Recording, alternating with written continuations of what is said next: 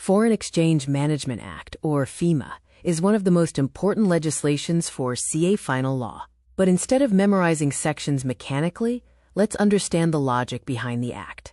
In this revision session, we'll cover the evolution of FEMA, important definitions, current and capital account transactions, residential status under FEMA, practical case studies, and highly examinable concepts that frequently appear in CA final examinations.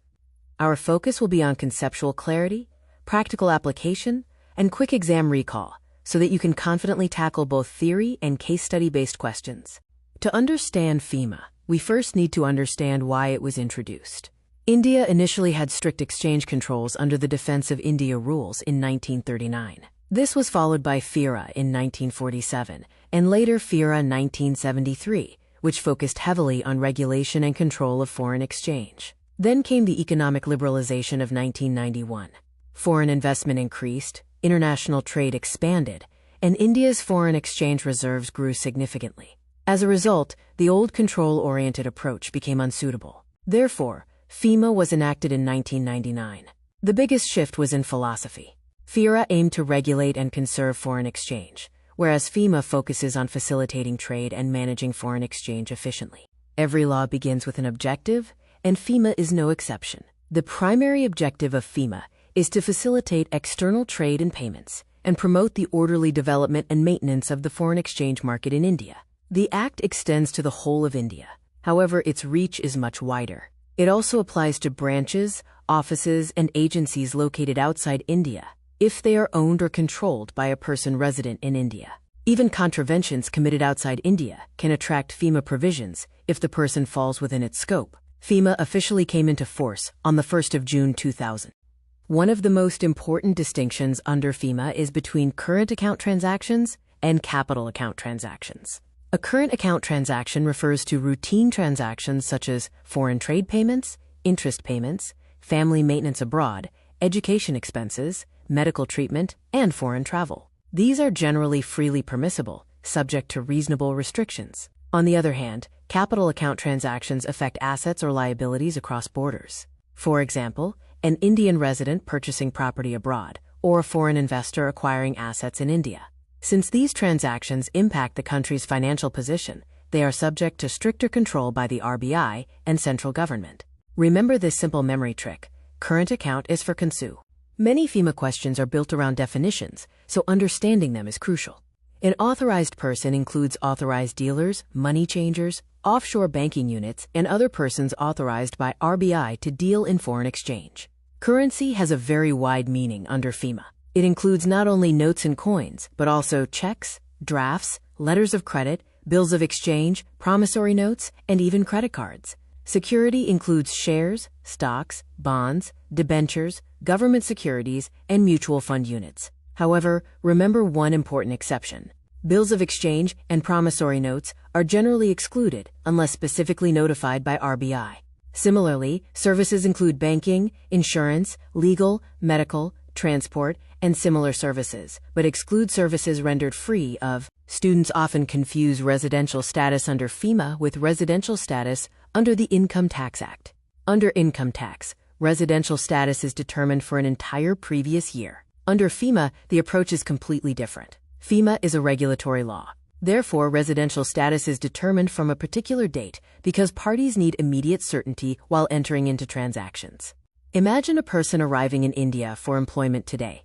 Businesses cannot wait until the end of the year to determine whether FEMA applies. Hence, FEMA focuses on the person's intention and circumstances at the relevant date. Also remember, citizenship is irrelevant for determining residential status under FEMA.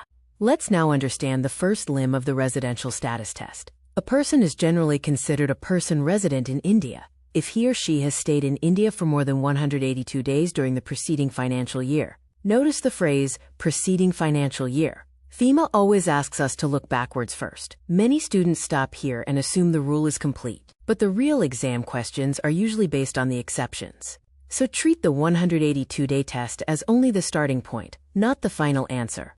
This is one of the most important provisions for examinations. Even if a person satisfies the 182-day condition, he immediately becomes a person resident outside India if he leaves India for employment, business, vocation, or any purpose indicating an intention to stay abroad for an uncertain period. The key word here is immediately. The status changes from the very date of departure. Therefore, intention becomes more important than the number of days already spent in India. This is why FEMA is considered a practical law focused on actual economic relationships, rather than merely counting days. Now let's look at the reverse situation. Suppose a person comes to India. If the purpose is employment, business, vocation, or an intention to stay for an uncertain period, that person becomes a person resident in India immediately from the date of arrival. However, if the person comes for some other temporary purpose, such as caring for a relative, tourism, or a fixed duration visit, he continues to remain a person resident outside India. The lesson is simple. Under FEMA, intention often overrides the 182-day rule. Whenever you see a residential status question, first identify the purpose of arrival or departure. Let's apply the law to a practical example. Mr. X stayed in India for less than 182 days during FY 2019-20. However, he arrived in India on the 1st of April 2020 for business purposes. Since he came for business, he became a person resident in India immediately from the date of arrival, despite not satisfying the preceding year's stay requirement. Later, on the 30th of June 2021, he left India for business elsewhere. From that very date, he ceased to be a resident and became a person resident outside India. This example clearly demonstrates that intention overrides mere day counting under FEMA. Here's a favorite ICAI examination question. Mr. Z leaves India for 3 years of higher education in the United States. Technically, studies are not specifically mentioned under employment, business, or uncertain stay. However, RBI Circular Number 45 clarified that students studying abroad are generally treated as non-residents because they often undertake work overseas to support their education. Therefore, for FEMA purposes, students going abroad for higher studies are treated as persons resident outside India. Whenever you see a student abroad case study, immediately think of this RBI clarification. Let's examine another interesting case. Miss Alia works for British Airways in the United Kingdom, but stays in Mumbai for more than 182 days due to operational arrangements. At first glance, many students conclude that she is a resident because of the number of days spent in India. But that answer is incorrect. She did not come to India for employment in India, business in India, or an uncertain stay. Therefore, she falls under the otherwise than category and remains a person resident outside India. Always focus on purpose before counting days. Residential status under FEMA is not limited to individuals. The Act also provides rules for entities such as HUFs, AOPs, BOIs, companies, and other bodies corporate. For HUFs, AOPs, and BOIs, the concepts of going abroad for employment or business do not logically apply. Therefore, if they are situated in India, they are generally treated as residents. For companies, the rule is straightforward. Any body corporate registered or incorporated in India is treated as a person resident in India. Unlike individuals, where intention plays a major role, non-individual entities are largely classified based on their place of incorporation and location of control. FEMA contains special deeming provisions for branches, offices, and agencies. If a branch or office is located in India, but owned or controlled by a person resident outside India, it is still treated as a person resident in India. Similarly, if a branch is located outside India, but owned or controlled by a person resident in India, it is also treated as a person resident in India. The logic behind both rules is simple.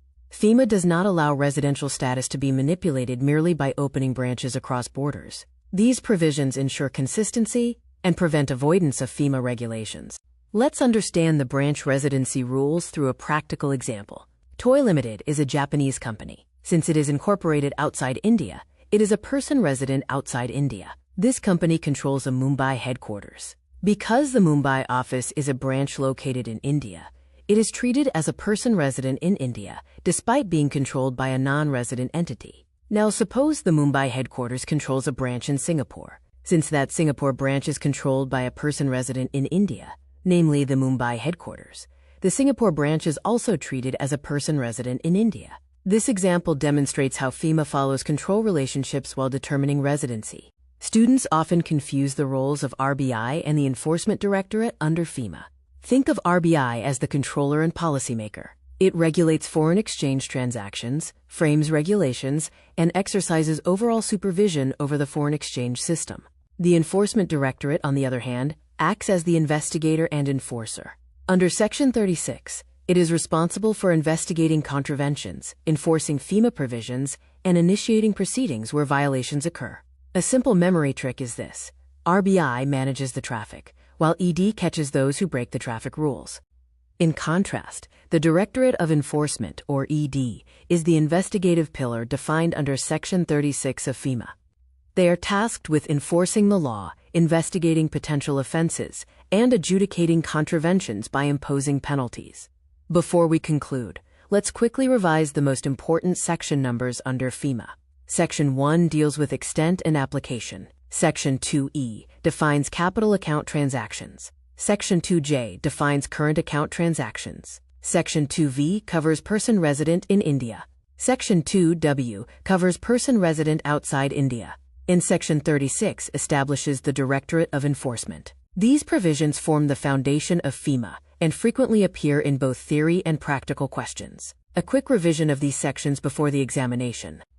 As we wrap up, focus on 3 high-scoring areas. First, always identify the exact date on which residential status changes. FEMA works from specific dates rather than entire years. Second, never rely solely on the 182-day rule. Intention relating to employment, business, or uncertain stay often overrides day counting.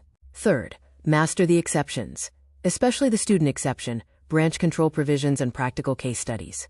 Remember, FEMA is less about memorization and more about applying definitions accurately. If you understand the logic behind the provisions, most examination questions become surprisingly straightforward. All the best for your CA Final preparation. Welcome back to our FEMA revision series for CA Final Law. In this session, we'll move beyond residential status and focus on some of the most examinable areas of FEMA, including dealings in foreign exchange, restrictions on holding foreign assets, current account transactions, approval requirements under various schedules, the liberalized remittance scheme, and important judicial precedents. Our objective is simple: understand the logic behind the provisions, so that even unfamiliar practical questions become easy to solve in the examination. Let's begin with 2 important judicial precedents that help us understand how FEMA determines residential status. In Basant Kumar Sharma's case, an NRI returned to India with an intention to stay for an uncertain period. The court held that he immediately became a person resident in India, and his NRE account had to be redesignated as a resident account. In contrast, in the Ramulan case, a person stayed in India for 3 years for medical treatment. Despite the long stay, he was not considered a resident because the purpose was temporary and lacked permanence. The lesson is clear. Under FEMA, intention matters more than duration. Section 3 is one of FEMA's most important control provisions. The entire philosophy is simple. Foreign exchange should move only through authorized channels. Therefore, FEMA prohibits dealing in foreign exchange with anyone other than an authorized person. It also restricts making payments to non-residents, receiving payments on their behalf, and entering into certain financial arrangements involving foreign assets without proper permission. Whether you are a resident or a non-resident, these restrictions apply equally. Whenever you see a practical question under Section 3, immediately ask yourself one question: was an authorized person involved in the transaction? Let's see how Section 3 operates in practice. Suppose a foreign tourist offers US dollars directly to an Indian restaurant. The restaurant cannot simply accept that foreign currency unless it has the necessary authorization. Similarly, if a non-resident wants to sell foreign currency directly to a friend in India, bypassing banks or authorized dealers, the transaction becomes illegal. The most famous example is hawala. Here, money is paid in one country, and equivalent funds are delivered in another country through informal channels without banking systems. Since the transaction bypasses authorized persons entirely, FEMA treats it as a prohibited transaction. Section 4 focuses on assets located outside India. As a general rule, a person resident in India cannot acquire, hold, possess, transfer, or own foreign exchange, foreign securities, or immovable property situated outside India unless FEMA specifically permits it. For example, if an Indian resident receives funds in a foreign bank account, those funds generally need to be repatriated to India. A useful case here is Dr. Rewatha Thera. The tribunal held that a person who takes all reasonable steps to comply with FEMA and repatriate funds should not be penalized merely because the process takes time. The emphasis is on genuine compliance. Now we come to what many students call the golden rule of FEMA. Current account transactions are freely permitted unless specifically prohibited. Capital account transactions follow the opposite approach. They are prohibited unless specifically permitted. A current account transaction is defined negatively. In simple words, if a transaction is not a capital account transaction, it generally falls into the current account category. Typical examples include trade payments, service payments, interest payments, family maintenance abroad, foreign travel expenses, educational expenses, and medical treatment expenses. Remember this contrast because it is tested repeatedly in examinations. Here's a classic FEMA examination trap. Suppose machinery is imported from the United Kingdom. Most students immediately think machinery equals capital expenditure, so it must be a capital account transaction. That reasoning is correct in accounting but incorrect in FEMA. If the machinery is purchased outright, payment settles the transaction, and no continuing cross-border asset or liability remains. Therefore, FEMA treats it as a current account transaction. Even when machinery is imported on short-term credit, FEMA specifically classifies short-term credit facilities as current account transactions. Always remember, accounting treatment and FEMA classification are not necessarily the same. Cross-border gifts create interesting FEMA classifications. If an Indian resident sends money as a gift to an NRI relative abroad, FEMA generally treats it as a current account transaction because no continuing cross-border asset or liability exists after the gift is accepted. However, if a resident gives money to a non-resident who is physically present in India, that money creates an asset in India for a non-resident. Now, there is an alteration of assets involving a non-resident, making it a capital account transaction. The same gift can therefore have completely different FEMA treatment depending on where the recipient is located. Schedule 1 contains transactions for which foreign exchange cannot be drawn at all. Examples include remittance of lottery winnings, income from racing or hobbies, purchase of lottery tickets, football pools, sweepstakes, certain export commissions, dividend balancing remittances, and callback telephone services. These are absolute prohibitions. Unlike other situations where approval may solve the issue, Schedule 1 transactions are fundamentally restricted. For examination purposes, simply remember that Schedule 1 means a complete no-entry zone under FEMA. Schedule 2 contains transactions that require prior approval from the central government through the relevant ministry. For example, cultural tours require approval from the Ministry of Human Resource Development. Certain advertisements by state governments and public sector undertakings require Ministry of Finance approval. Sports sponsorships above prescribed limits, vessel freight remittances, container detention charges, and transponder hiring charges also fall within this category. A useful exam approach is to focus less on memorizing every ministry and more on recognizing that Schedule 2 means central government approval is mandatory. Schedule 3 shifts the focus from the central government to the Reserve Bank of India. Individuals are generally allowed to remit up to $250,000 per financial year for specified purposes. Beyond this threshold, RBI approval is normally required. However, FEMA recognizes practical necessities. Therefore, higher remittances may be permitted without RBI approval when justified for immigration, medical treatment, or overseas education, provided supporting documentation exists. The $250,000 limit is one of the most frequently tested FEMA limits and should be remembered thoroughly. Let's understand what activities fall within this annual remittance limit. The list includes private visits abroad, gifts, donations, employment overseas, emigration, maintenance of relatives, business travel, conferences, specialized training, medical treatment, and studies abroad. One important concept is the netting rule. If you use part of the $250,000 limit during a financial year, the remaining balance available under the scheme reduces accordingly. Think of the limit as a yearly wallet. Every remittance reduces the balance available for future transactions during that financial year. Schedule 3 also prescribes limits for corporate entities. Prior RBI approval becomes necessary when donations exceed prescribed thresholds, when commissions relating to sale of Indian real estate cross specified limits, when consultancy payments exceed project-based ceilings, or when reimbursement of pre-incorporation expenses crosses permitted limits. Rather than memorizing every number mechanically, understand the policy objective. Whenever large sums are moving outside India for non-routine purposes, RBI wants an additional layer of regulatory oversight before the remittance takes place. FEMA also provides practical exemptions through RFC and EEFC accounts. When remittances are made from a resident foreign currency account, approvals under Schedule 2 and Schedule 3 are generally not required. Similarly, EEFC accounts enjoy broad exemptions. However, there are important exceptions involving P&I club memberships, certain real estate commissions, and reimbursement of pre-incorporation expenses. This means the exemption is broad but not absolute. In practical questions, always check whether the payment is being made from an RFC or EEFC account before concluding that approval is required. One of FEMA's most practical concepts is the Liberalized Remittance Scheme, commonly known as LRS.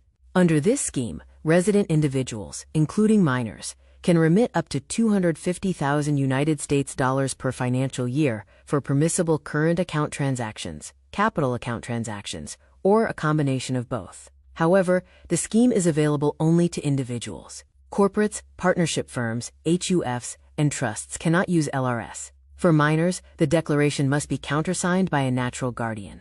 Think of LRS as FEMA's mechanism for giving individuals flexibility while maintaining overall regulatory control. Family members may combine or club their individual LRS limits to undertake larger remittances. However, there is an important restriction. For capital account transactions such as purchasing property, making investments, or opening overseas bank accounts, clubbing is permitted only if the family members are actual co-owners or co-partners of the overseas asset. FEMA does not allow one family member to simply lend his remittance limit to another for acquiring an overseas asset. The underlying principle is straightforward. Contribution and ownership must move together. Let's understand how imports are regulated under FEMA. The legal framework consists of Section 5 of FEMA, the Current Account Transaction Rules, 2000, and RBI Master Directions. However, import regulation follows a dual control mechanism. The Directorate General of Foreign Trade, or DGFT, regulates the actual import of goods under the foreign trade policy. On the other hand, FEMA and the Reserve Bank regulate the flow of money associated with those imports. Authorized dealer Category 1 banks act as the bridge between these two systems, by ensuring that import remittances comply with both trade regulations and FEMA requirements. For exam purposes, remember, DGFT controls goods, while FEMA controls foreign exchange. Let's conclude with an important judicial precedent. In this case, BCCI organized IPL matches in South Africa and made payments to Cricket South Africa. FEMA proceedings were initiated alleging contraventions under Section 42.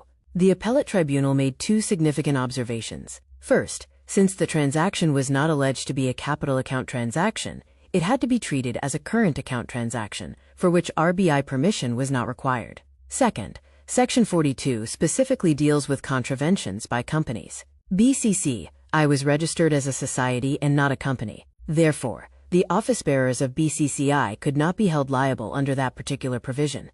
This case highlights the importance of correctly identifying both the nature of the transaction and the legal statute.